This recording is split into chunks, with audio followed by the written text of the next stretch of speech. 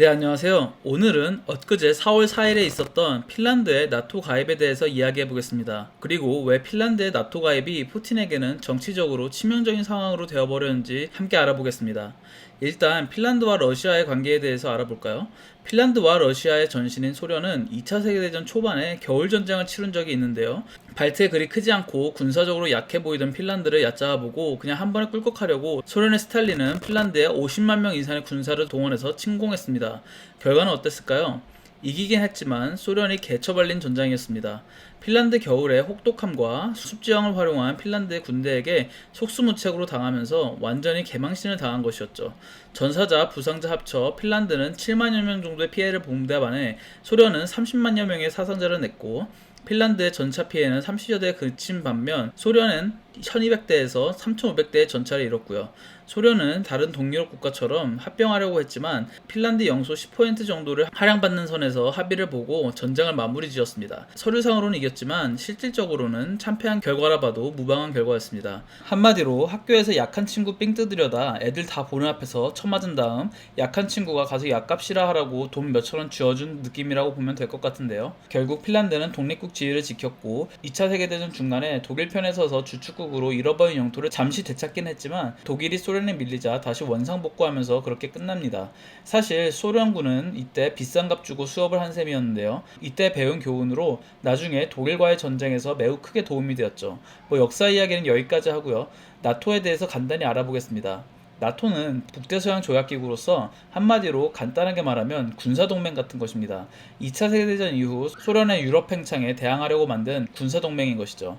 소련이 해체된 후에 러시아의 불안함을 가지고 있는 옛 소련 국가들이 가입 신청을 냈지만 초반에는 안 받아주다가 결국엔 받아주게 됩니다. 여기 표에서 보시다시피 소련 해체 후 많은 옛 소련 국가들이 대거 나토에 가입하게 되는데요. 이렇게 나토가 확장하는 것이 솔직히 러시아로서는 매우 기분 나쁜 일인 것이죠.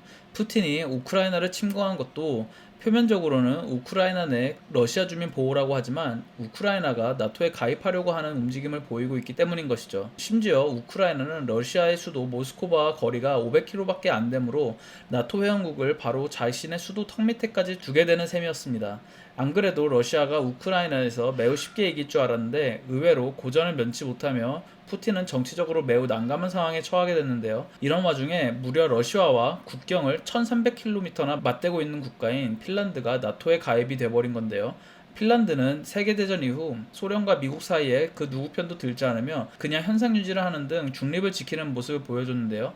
다들 나토에 가입하려고 할 때 핀란드는 나토에 가입하지 않았습니다. 괜히 나토에 가입해서 옆나라 소련이나 러시아를 화나게 만들 이유도 없고요.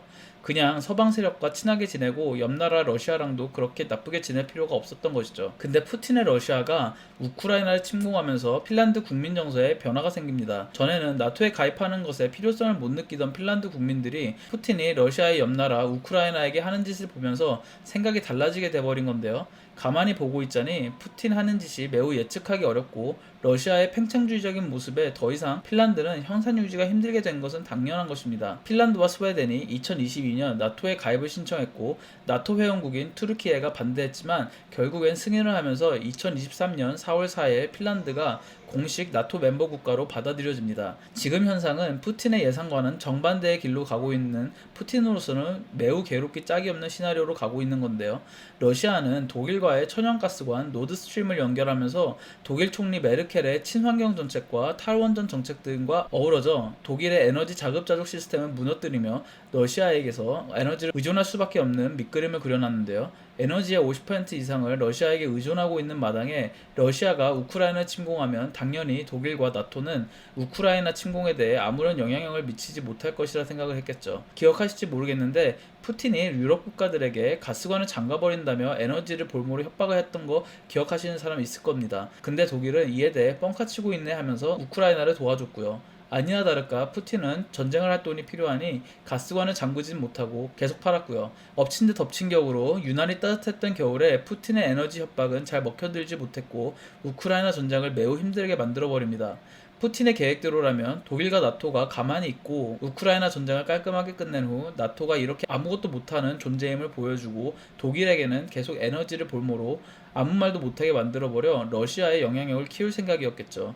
근데 오히려 독일은 이에 반대로 미국과 협력하며 나토의 국방비 지출을 올리는 등 나토의 영향력을 키워버리는 완전 반대의 상황을 만들어버립니다. 푸틴으로서는 우크라이나에서도 플랜이 엉클어져 버렸는데 독일과의 플랜도 뒤집히고 심지어는 핀란드까지 나토의 가입 승인이 되는 등 러시아로서는 완전히 망한 상황을 만들어버린 건데요.